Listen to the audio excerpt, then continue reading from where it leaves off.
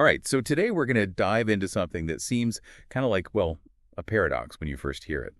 We're talking about Christianity and martial arts. Yeah, you don't exactly picture those two together right away, do you? Not really. I mean, Yeah. one is all about peace and the other, well, let's be honest, is about fighting. So how do those even work together? Exactly. It's like, where's the common ground? But that's what makes this so interesting. And lucky for us, we have Father Daniel Duplantis. He wrote this book called Jesus in the Dojo.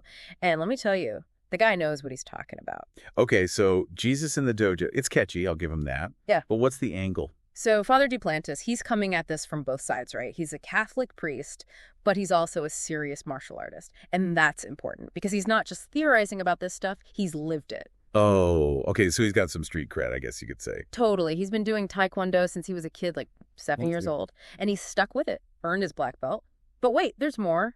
He's also got ranks in Tang Soo Do, certified referee, the whole 9 yards. Wow, okay, so this isn't some hobby for him.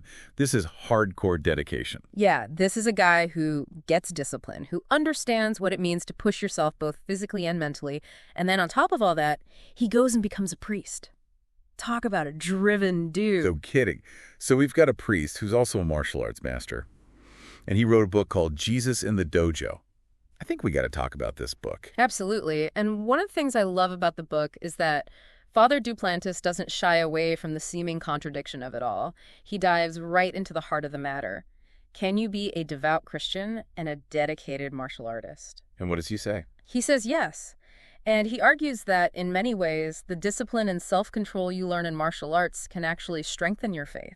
Okay, now that's interesting. I mean, I always thought of martial arts as, about fighting. How does that tie into faith? Well, think about it like this. Humility, right? That's a big deal in Christianity.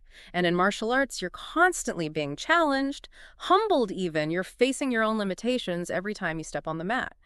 And that, Father Duplantis says, can be a powerful path to spiritual growth. Okay, I see where you're going with that. It's not about the fighting itself, it's about the discipline behind it. Exactly. It's about using that discipline to become a better version of yourself.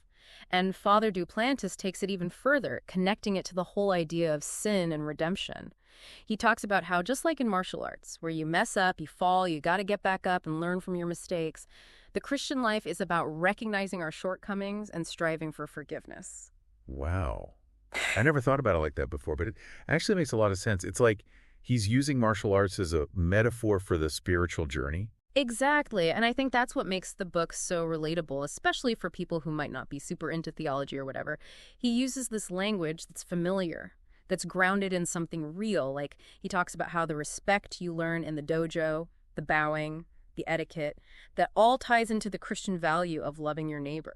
Because it's about recognizing the dignity in everyone, even your opponent. I like that. Right. And it's not just about martial arts either.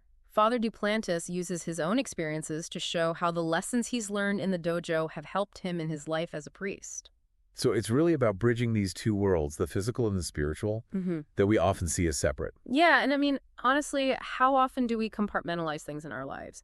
Work, faith, hobbies. Maybe there's more overlap there than we think. Maybe, like Father Duplantis is suggesting, there's a way to bring all those parts of ourselves together. It's definitely something to think about. So to wrap this up, what's the one big takeaway you want our listeners to walk away with today? I think it's this. Don't be so quick to dismiss things that seem contradictory on the surface. You might be surprised at the connections you find, just like Father Duplantis did with Christianity and martial arts. It might even change how you see the world and yourself, just a little bit. I think you're right. It's a good reminder to keep an open mind, to look for those unexpected connections in our lives. Well, that's all the time we have for today's deep dive, but I gotta ask, what other seemingly contradictory pairings might reveal surprising harmony upon closer examination? Something to ponder. Until next time.